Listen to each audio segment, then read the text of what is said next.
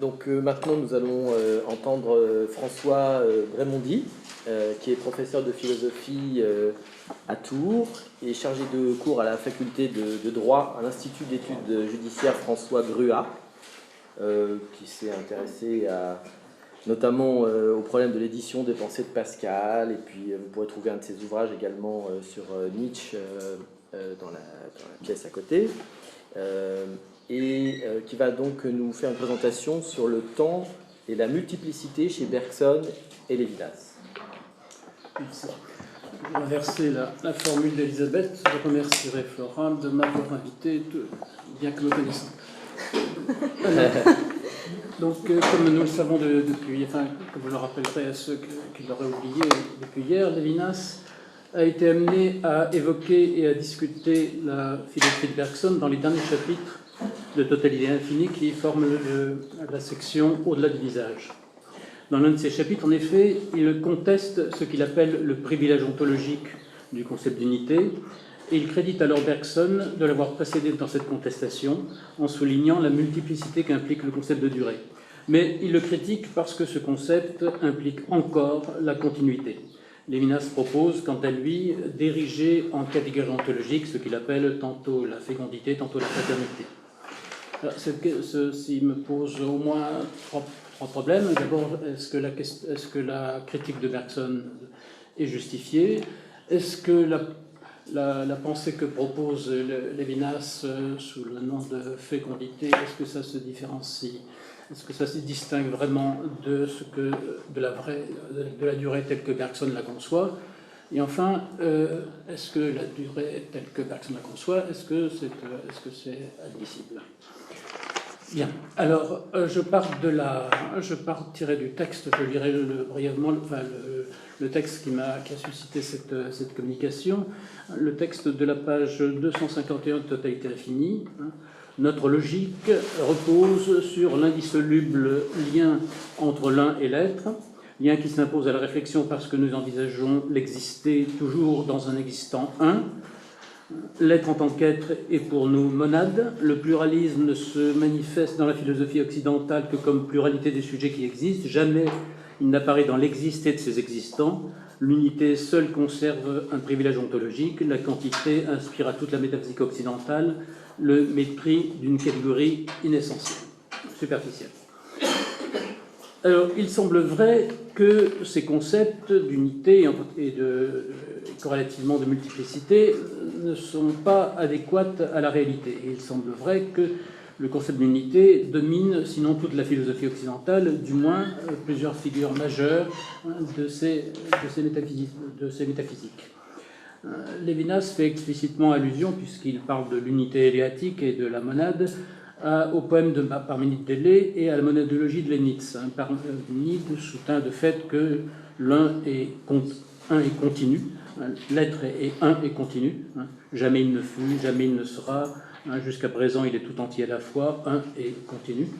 Et Leibniz, de même, estima qu'il faut tenir pour axiome cette proposition identique qui n'est diversifiée que par l'accent, à savoir que ce qui n'est pas véritablement un être n'est pas véritablement un être.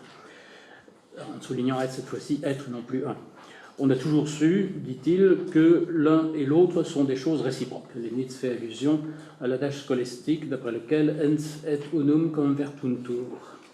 Dans sa monadologie, il pose l'existence de monades qui ressemblent à l'un de Parménide, puisqu'elles sont indivisibles et ne commencent ni ne finissent. Je le cite, il faut qu'il y ait des substances simples, ce sont les véritables atomes de la nature, à leur sujet il n'y a point de dissolution à craindre, il n'y en a aucune manière concevable par laquelle une substance simple puisse périr naturellement, par la même raison, il n'y en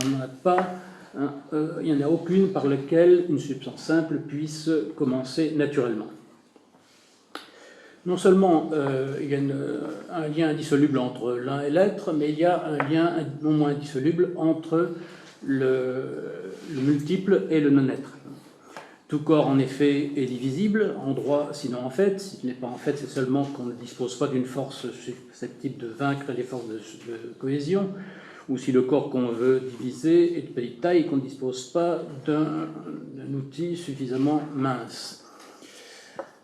Et on objectera que si ce corps est divisible, hein, il n'est pas pour autant actuellement divisé, et que tant qu'il n'est pas divisé, il constitue une unité, mais en réalité, s'il est divisible, c'est qu'il est déjà divisé. Toute la physique classique a montré hein, que, disons, les corps sont composés de molécules entre lesquelles il y a du vide, hein, que les molécules sont composées d'atomes entre lesquels il y a du vide, que les atomes sont composés de particules entre lesquelles il y a du vide, et qu'il n'y a pas de raison qu'il n'en soit pas de même pour les particules et pour les éléments qui les composent, et pour ce qui compose ces éléments, et ceci indéfiniment. Donc tout corps est multiple. Or, comme l'a dit Leibniz, ce qui n'est pas un n'est pas non plus un être, ce n'est pas un être n'est pas un être, et c'est pourquoi, d'après lui, aucun corps n'est un être réel.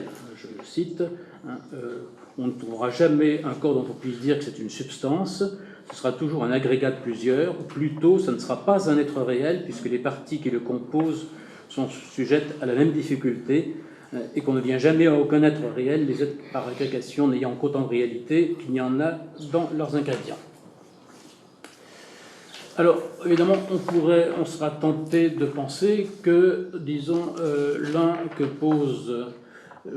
pose Parménide et les monades que pose Leibniz hein, ne sont pas des concepts qui correspondent à aucune réalité, hein, que ça correspond à une réalité idéale, hein, une réalité qu'on imagine, hein, puisque, disons, c'est négativement qu'elles sont décrites. L'un, c'est ce qui ne commence pas, ce qui ne finit pas, ce qui n'a pas de partie, et de même les monades. On comprend donc que Bergson ait pu juger les concepts d'unité et de multiplicité comme parfaitement inadéquats. Il le dit au moins 2 reprises, je citerai seulement les deux, celle de... il parle de la personne dans l'évolution créatrice hein, pour dire qu'on doit affirmer d'elle à la fois qu'elle est une et multiple. Je le cite, hein, ce qui est psychologique ne saurait entrer tout à fait dans les cadres de l'entendement. Ainsi, par exemple, ma personne, à un moment donné, est-ce qu'elle est une ou est-ce qu'elle est multiple ? Si je la déclare une, des voix intérieures surgissent et protestent, celles des sensations, des sentiments, des représentations entre lesquelles mon individualité se partage. Mais si je la fais distinctement multiple, ma conscience s'insurge tout aussi fort. Elle affirme que mes sensations, mes sentiments, mes pensées sont des abstractions que j'opère sur moi-même et que chacun de mes états implique tous les autres. Je suis donc, il faut adopter le langage de l'entendement, dit Bergson, il faut donc, puisque adopter le langage de l'entendement, puisque l'entendement seul a un langage, il faut donc affirmer que je suis une unité multiple et une multiplicité une. Et dans la pensée et le mouvement, Bergson, au contraire, cette fois-ci en parlant de la durée, nie qu'on puisse adopter ce langage de l'entendement et propose de recourir à l'intuition. Voici le texte. La métaphysique n'est elle-même que lorsqu'elle dépasse le concept, ou du moins lorsqu'elle s'affranchit des concepts raides et tout fait pour créer des concepts bien différents de ceux que nous manions d'habitude.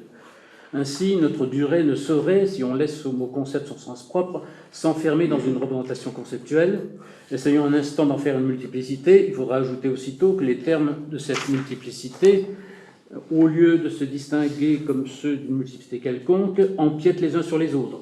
Avouons donc, s'il y a ici une multiplicité, que cette multiplicité ne ressemble à aucune autre. Dirons-nous alors que la durée à l'unité, sans doute, une continuité d'éléments qui se prolongent les uns dans les autres participe de l'unité autant que de la multiplicité, mais cette unité mouvante, changeante, colorée, vivante, ne ressemble guère à l'unité abstraite, immobile et vide que circonscrit le concept d'unité pure. Conclurons-nous de là que la durée doit se définir par l'unité et la multiplicité tout à la fois ? Non, car j'aurais beau manipuler ces deux concepts, je n'obtiendrai jamais rien qui ressemble à l'intuition simple que j'ai de la durée. Soit dit en passant, dans L'être et le néant, Sartre, lui aussi, affirme à la fois l'unité et la multiplicité du temps. Je le cite, il ne faut pas essayer d'envisager à part l'un ou l'autre de ces concepts, de ces aspects plutôt, l'unité et la multiplicité. À poser d'abord l'unité temporelle, nous risquons de ne plus rien comprendre à la succession irréversible comme sens de cette unité, mais à supposer la succession des agrégentes comme le caractère originel du temps, nous risquons de ne plus même comprendre qu'il y ait un temps. Alors, dans dans la page que j'ai citée de Totalité infinie, Lévinas crédite Bergson, allusivement, d'avoir tenté, avec le concept de durée, de se dégager de la catégorie de l'un. Je le cite, en articulant l'exister comme temps au lieu de le figer dans la permanence du stable, la philosophie du devenir cherche à se dégager de la catégorie de l'un. L'interpénétration des instants dans la durée, et comme l'ouverture sur l'avenir et l'être pour la mort, l'un des moyens d'exprimer un exister qui ne se conforme pas à la logique de l'unité. Donc Bergson n'est pas nommé, mais enfin il est cité avec cette notion de l'interpénétration des instants. Seulement, dans les pages suivantes, à 3 reprises, Lévinas rejette la conception bergsonienne de la durée. Dans le chapitre Filialité et fraternité, il dénonce la continuité qui pèse encore sur la durée bergsonienne. Je le cite, « L'être est infiniment et discontinuement historique mais sans destin. Le passé se reprend à chaque moment à partir d'un point nouveau, et cette nouveauté est telle qu'elle ne saurait être compromise par aucune continuité comme celle qui pèse encore sur la durée bergsonienne. » Dans le dernier chapitre, l'intitulé L'infini du temps, Lévinas écrit « Si le temps ne fait pas succéder des instants indifférents les uns aux autres, il n'accomplit pas davantage une durée continue. » Et enfin, dans le chapitre La transcendance et la fécondité, Lévinas reproche à Bergson de négliger la discontinuité de la trajectoire de l'élan vital. Je le cite, que l'élan vital se propage à travers la séparation des individus, que sa trajectoire soit discontinue, c'est-à-dire qu'il suppose les intervalles de la sexualité et un dualisme spécifique, cela demeure sans considération sérieuse pour la philosophie biologique. De fait, Bergson a bien affirmé la continuité de la durée. Si le temps est la succession des instants, il faut que, outre les instants, il y ait un passage d'un instant à l'autre, il faut qu'il y ait une certaine unification des instants. Telle est la durée, telle que la conçoit Bergson, c'est-à-dire, comme il l'écrit dans La pensée mouvante, le temps perçu comme indivisible. Voici ce qu'il écrit, enfin, la page entière. C'est cette continuité indivisible du changement qui constitue la durée vraie. La durée réelle, c'est ce qu'on a toujours appelé le temps, mais le temps perçu comme indivisible. Que le temps implique la succession, je n'en conviens pas, mais que la succession se présente d'abord à notre conscience comme la distinction d'un avant et un après, juxtaposé, c'est ce que je ne saurais accorder. Quand nous écoutons une mélodie, nous avons la plus pure impression de succession que nous puissions avoir, et pourtant, c'est la continuité même de la mélodie et la possibilité de la décomposer qui fait sur nous cette impression. Bon, malgré tout, on est surpris que, Lévinas semble oublier que Bergson a aussi affirmé la multiplicité de la durée. Seulement, sa dernière critique, celle concernant l'élan vital, même si sa formulation est assez obscure, sa dernière critique semble pertinente parce qu'elle touche une originalité rarement remarquée de la conception bergsonienne de la vie, à savoir que, d'après l'auteur de l'évolution créatrice, la vie ne se définit pas par le caractère commun à l'ensemble des êtres qui sont les êtres vivants, mais par, l'ensemble de ces êtres au cours d'évolution, ou plutôt par ce qui provoque leur révolution. Je le cite, il ne faut pas parler de la vie en général comme de l'abstraction ou d'une simple rubrique sous laquelle on inscrit tous les êtres vivants. La vie apparaît comme un courant qui va d'un germe à un germe par l'intermédiaire d'un organisme développé. Tout se passe comme si l'organisme lui-même n'était qu'une excroissance. L'essentiel est la continuité du progrès qui se poursuit indéfiniment, un progrès invisible sur lequel chaque organisme visible chevauche pendant le court intervalle de temps qui lui est donné de vivre. L'être vivant est surtout un lieu de passage et l'essentiel de la vie tient dans le mouvement et le transmet. Autrement dit, la vie existe indépendamment des organismes puisqu'elle est antérieure à eux, puisqu'elle les cause. Comme il le dit, la vie traverse la matière en y découpant des êtres vivants. Donc la vie est bien antérieure. En un mot, pour Bergson, la vie, c'est l'évolution. Et cette conception donc, indique une ressemblance de la vie et du temps et indique de plus continuité du temps qu'a envie Bergson et que dénonce Lévinas.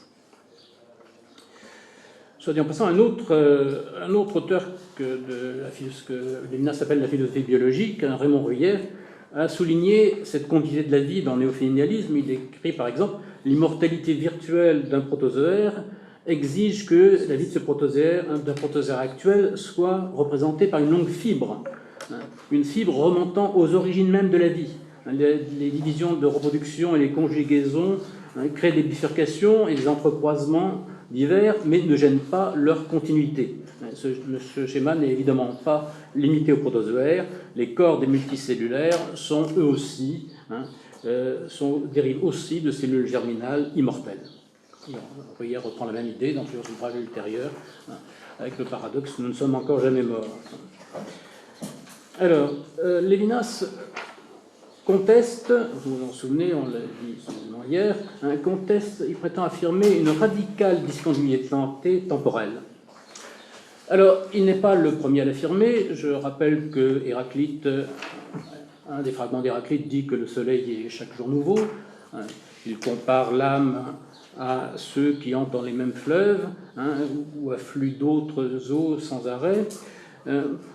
Pascal, incidemment, a parlé aussi de l'inconstance du vieillissement dans une pensée célèbre, mais il y a une autre pensée moins célèbre où il indique cette idée d'une altérité, pas seulement d'une altération, mais d'une altérité. Je le cite, « Le temps guérit les douleurs et les querelles parce qu'on change. On n'est plus la même personne, ni l'offenseur ni l'offensé ne sont plus les mêmes. C'est comme un peuple qu'on a irrité et qu'on reverrait après 2 générations. Ce sont encore des Français, mais non les mêmes. » De fait, nous savons aujourd'hui que la plupart des cellules sont renouvelées au bout de plusieurs années, de sorte qu'au bout de ces années, on peut se demander si d'une certaine manière on n'est pas autre. Enfin, c'est surtout, comme ça a été rappelé hier, c'est surtout Descartes qui a affirmé explicitement la discontinuité du temps, c'est-à-dire l'indépendance des instants les uns par rapport aux autres. Ils ne dépendent pas les uns des autres, mais de Dieu, qui n'aurait pas créé les créatures une fois pour toutes, mais qui les recréait à chaque instant, sinon elles seraient des substances, alors que d'après Descartes, Dieu seul serait-elle. Je cite Descartes, parce que je vois que les parties du temps peuvent être séparées les unes des autres, et qu'ainsi de ce que je suis maintenant, il ne s'ensuit pas que je dois être encore après. Si pour ainsi dire parler, je ne suis créé de nouveau à chaque moment, par quelque cause, je ne ferai pas de difficulté d'appeler efficiente la cause qui me crée continuellement. Leibniz a adopté la même position et Raymond Ruyère a illustré par une fable la doctrine cartésienne.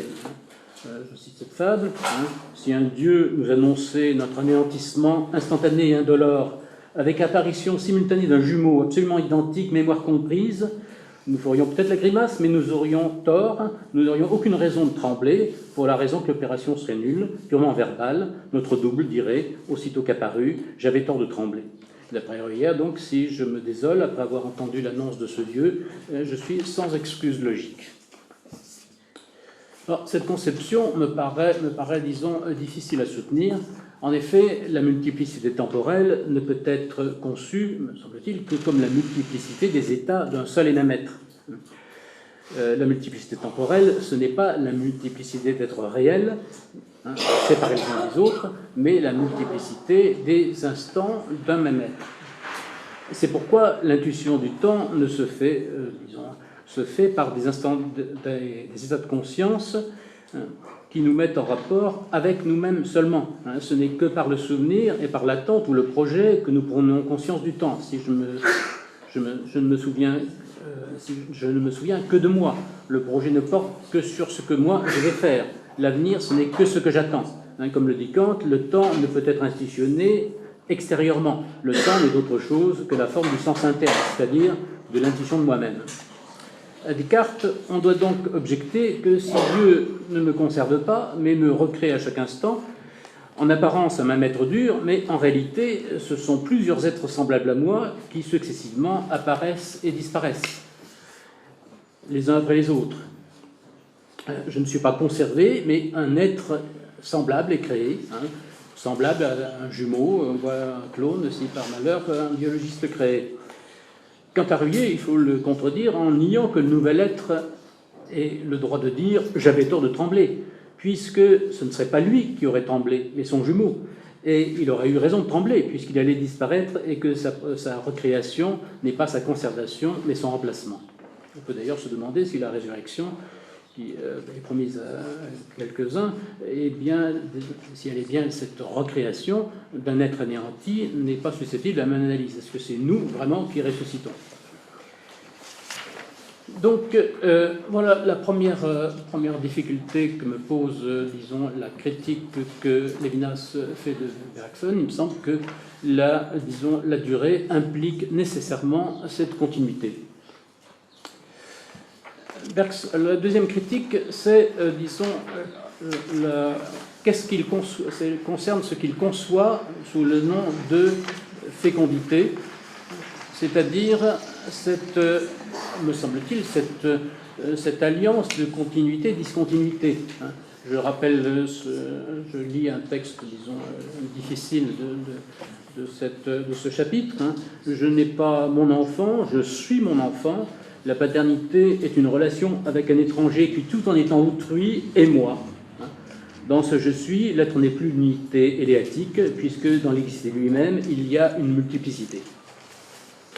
Donc, il me semble que Lévinas conçoit cette contradiction de la continuité, de la discontinuité, qui est chez Bergson, mais qu'il ne veut pas voir chez Bergson. J'en viens enfin à la critique, disons, de la conception qui me semble donc semblable chez Bergson et chez Lévinas. Bergson, on l'a vu, conteste la valeur des concepts de l'entendement que sont l'unité et la multiplicité. Il en conclut tantôt qu'il faut affirmer de la durée qu'elle est à la fois une et multiple, et tantôt qu'elle est inconcevable et qu'elle ne peut être qu'intuitionnée. Lévinas, on a vu que Sartre de même affirme sans scrupule que le temps est à la fois, un et multiple. Et Lévinas, donc, de même, conteste notre logique, cette logique de l'unité, et il dit de la paternité que c'est une structure imprévisible en logique formelle. Bon, une durée une et multiple, un être qui est à la fois autrui et moi-même, enfin, tout ceci me semble quand même poser des problèmes à l'entendement, est à la limite d'être incompréhensible. Comme dit Pascal, je sais bien, ce qui est incompréhensible ne laisse pas d'être. Mais enfin, est-ce qu'on n'a pas désespéré trop tôt de l'entendement et des concepts ? En tout cas, je ne pense pas qu'on puisse, disons, maintenir tel que le temps est, disons, à la fois un et multiple. D'abord, on pourrait donner la même définition de l'espace, et ensuite, il me semble qu'on ne peut pas, disons, se contenter de juxtaposer de manière inconcevable deux caractères contradictoires. Bergson avait déclaré qu'aucune combinaison des concepts d'unité et de multiplicité ne permettrait jamais de concevoir la durée. J'aurais beau manipuler ces deux concepts, les doser, les combiner diversement ensemble, pratiquer sur eux les plus subtiles opérations de la chimie mentale, je n'obtiendrai jamais rien qui ressemble à l'intuition simple que j'ai de la durée. J'ai longtemps, disons, plus rêvé que réfléchi à cette page, en disant est-ce que vraiment on ne pourrait pas combiner.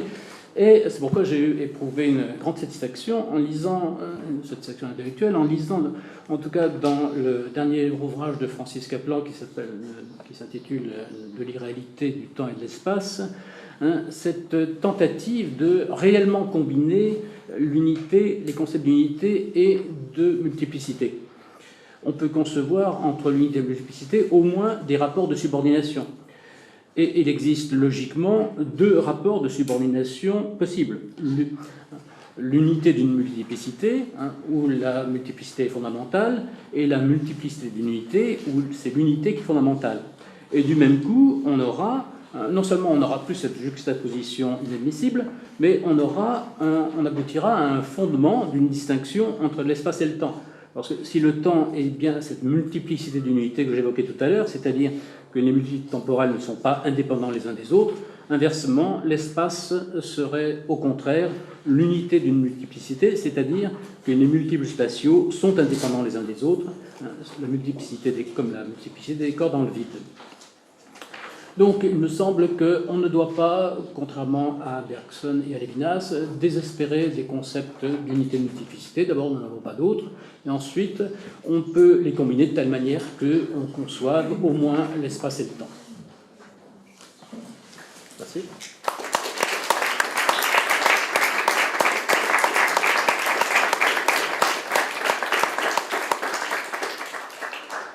Bien, merci pour cette présentation. La parole est au public, donc parmi vous, qui a une question à poser?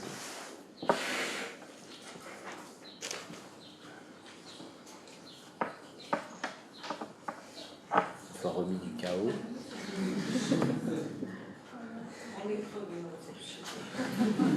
Vous êtes chaos assis.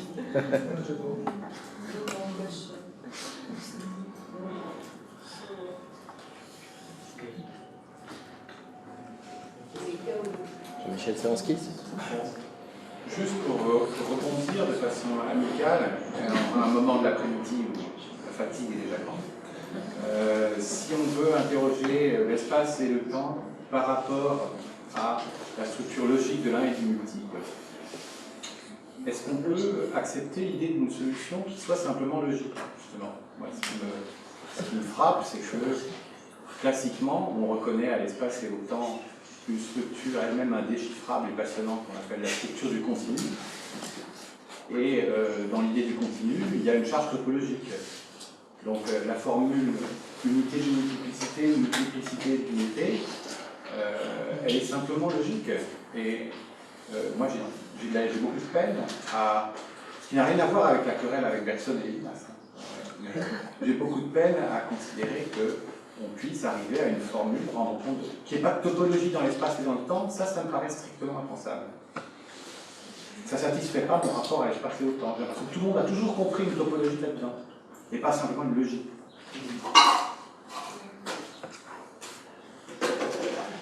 Pourquoi ça n'a rien à voir avec Bergson? Rien. Oui, mais... Non, avec le débat, parce que je ne sais pas, c'est juste sur la conclusion sur un multiple. Mais alors maintenant, Bergson lui prétend intégrer le continu dans cette affaire, mais simplement son continu n'est pas du tout le même que celui de la tradition, comme Hermann Weyl l'a souligné. Donc, maintenant, Levinas, lui, là c'est plus compliqué. Moi je pense que lui, dans le rapport entre l'un et le multiple, il fait implicitement intervenir deux choses, à la fois l'infini comme transcendance, qui serait quelque chose comme une conceptualité kantorienne, et d'un autre côté l'infinitésimal dans d'autres endroits. Bon. Mais en tout cas, il me semble que l'un et l'autre admettent de mobiliser le topologique. Dans la situation à laquelle tu arrives, j'ai l'impression qu'il n'y aurait plus de topologique. Et ça, c'est tellement radical que je me demande si je peux aller à la librairie en bleu blanche. Encore que bon, pourquoi pas.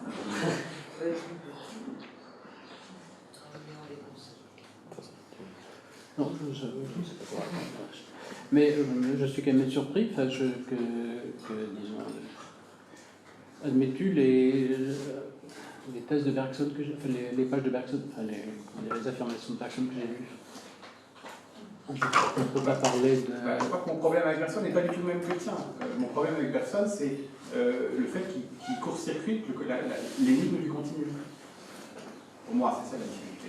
J'ai l'impression que toi, dans ta réflexion, ça n'existe pas. Non, je n'ai pas pensé. Frédéric. Oui, Frédéric Vin.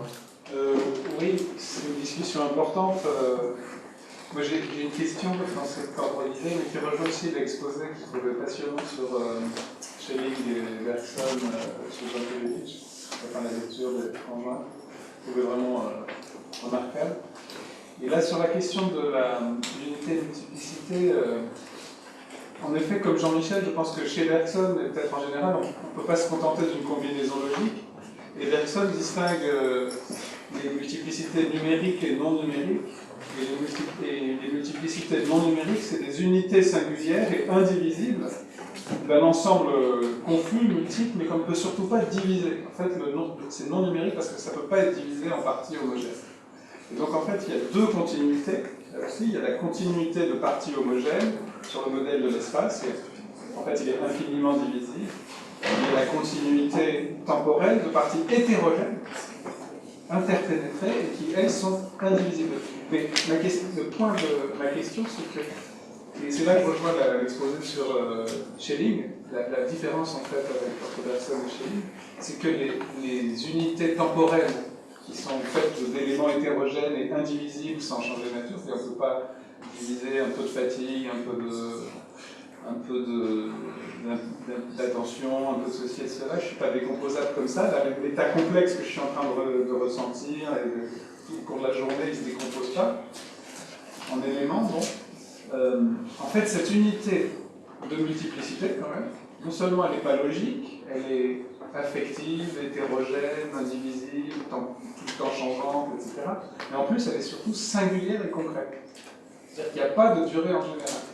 Donc il n'y a pas d'ontologie de la durée en général. Et Bergson dit à un moment, il critique le néant, mais il critique aussi le tout. Et il dit, si c'est pour dire tout est force, ou tout est vie, comme Schopenhauer, ou tout est... Voilà, on ne dit rien, c'est comme si on ne disait rien. En fait, il y a des durées, des singularités, des continus. On ne va même pas dire des continuités, mais il y a des continus concrets et singuliers. Ma vie, la vie du Dupont, de Durand, la vie en général, c'est l'évolution sur la planète, l'univers, un continu. Et alors, la question, c'est par rapport à Schelling, c'est-à-dire Schelling, j'ai l'impression qu'il parle quand même du devenir en général. Et donc, il a une ontologie. Alors, même si c'est une néontologie, je trouvais ça passionnant, hein, tout à l'autre. Mais donc, au fond, la question elle est pour les deux exposés, c'est-à-dire l'empirisme bergsonien, c'est de dire qu'il n'y a que des êtres et pas de l'être. Et on ne peut rien dire sur l'être en général. Il y a des êtres singuliers qui ont une propriété commune, peut-être, qu'on peut logiquement abstraire, justement avec les apories qui viennent d'être soulevées, c'est-à-dire ils ont cette propriété commune d'être des synthèses contradictoires pour l'entendement entre unité et multiplicité, mais justement, ça ne dit rien. En fait, ce que je suis, c'est pas une synthèse d'unité et de multiplicité, c'est tout ce qui m'est arrivé depuis mon enfance à moi. Et de même, ce ne sera pas non plus la durée de mon voisin. Et donc, ma question, c'est ça, c'est cet empirisme du pluriel, vraiment des singularités. Et alors, sur la multiplicité, ça rejoint quand même l'analyse qu'on avait présentée de Deleuze, hein, c'est-à-dire, il y a deux concepts de multiplicité. L'un est spatial et l'autre est temporel. Ça, c'est quand même. Après, je pense que là, je ne parle pas du tout de Lévinas. Je suis juste sur Bergson, un peu sur Jankélévitch. Je pense qu'effectivement, Jankélévitch a beaucoup tiré. Vous comprenez bien à travers votre exposé les questions qu'il pose à Bergson. Par exemple, j'ai toujours été frappé, il insiste sur les idées négatives, le néant, le possible. Et il laisse de côté ce qui est le fondement de toutes ces idées négatives chez Bergson, qui est l'espace. En fait, on voit bien que ça vient de ces questions ontologiques schellingiennes que vous avez évoquées. En fait, il s'intéresse à l'être, au néant, à l'instant, au devenir, mais temps et l'espace surtout. Et justement, là, ça rejoint cette question de la multiplicité abstraite. C'est pas son sujet. C'est pas son angle, avec des idées négatives et non pas l'espace. Mais en un sens, il a tort. Bergson commence par la critique de l'espace, il arrive aux idées négatives comme une modalité de notre spatialisation du temps parmi d'autres. Pardon, j'étais un peu long. Alors juste ce que vous avez dit par rapport au Schelling. Donc Schelling, le devenir, il n'a pas encore une dignité ontologique, c'est un devenir fini. C'est vraiment l'histoire qui a commencé avec la chute, qui va arriver à la fin dans la réconciliation. Par contre, c'est quand même une pensée du tout, bien sûr, recherche quand même l'en-tout. Et je pense que c'est aussi la raison, je trouve très intéressant ce que vous avez dit, parce que je pense que c'est la raison pour laquelle il n'arrive pas à penser dans cette dernière philosophie la personne humaine, qui reste un vivant intégré dans le tout. Et la personne, elle reste réservée à Dieu, au Seigneur d'être. Donc, effectivement, même s'il sort de l'ontologie du système, parce qu'il y a certaines modifications, il y a quand même... c'est les tensions qu'il y a chez Schelling. Effectivement, d'une certaine manière, il reste attaché au problème, l'absolu, l'en-tout, c'est les problèmes de la première philosophie. En même temps, malgré lui, il y a quand même des choses... il y a quand même l'introduction du devenir, l'histoire, qu'il n'y avait pas dans l'idéalisme absolu avant. Une autre chose, pardon, un détail qui m'a beaucoup frappé aussi dans votre exposé, c'est qu'on montre souvent comment dans les années 20 et 30, la négativité a été opposée à Bergson depuis Hegel. Un peu depuis Hegel, et après avec Hegel. Et là on voit qu'elle peut venir de chez lui. Pour ça, tu veux une autre question, oui. Juste par rapport au devenir, encore, peut-être on pourrait trouver une notion plus près de ce qu'on a discuté tout à l'heure, du devenir un peu plus tôt dans le Schelling, des années, la moitié de Freiheitsschrift et les Stuttgarter Privatvorlesungen, je ne sais pas. Bon, de toute façon, il ne faut pas seulement se rapporter, je pense, au dernier Schelling. Bon, là, je parle du dernier Schelling parce que Jankélévitch, il a vraiment consacré sa thèse au dernier Schelling. Il prend un petit peu en considération le Schelling intermédiaire parce que justement le méon, le devenir, on le trouve je pense, des recherches déjà. Mais il ne s'intéresse pas du tout au premier Schelling. Oui, mais ce qui se passe entre les deux, est-ce qu'il concerne encore ces parties? Le premier dernier chez lui, il y a un devenir. Excusez-moi. Comme l'écriture sur la liberté, ça fait partie du dernier Schelling alors ou... Non, c'est le Schelling intermédiaire. Je pense qu'il en parle à peu près par 1809. Ce qu'il a surtout lu, c'est la philosophie de la mythologie, la philosophie de la révélation. Surtout la philosophie de la mythologie, en fait, dans ce rapport au grec aussi. Et il y a un peu des références aux âges du monde.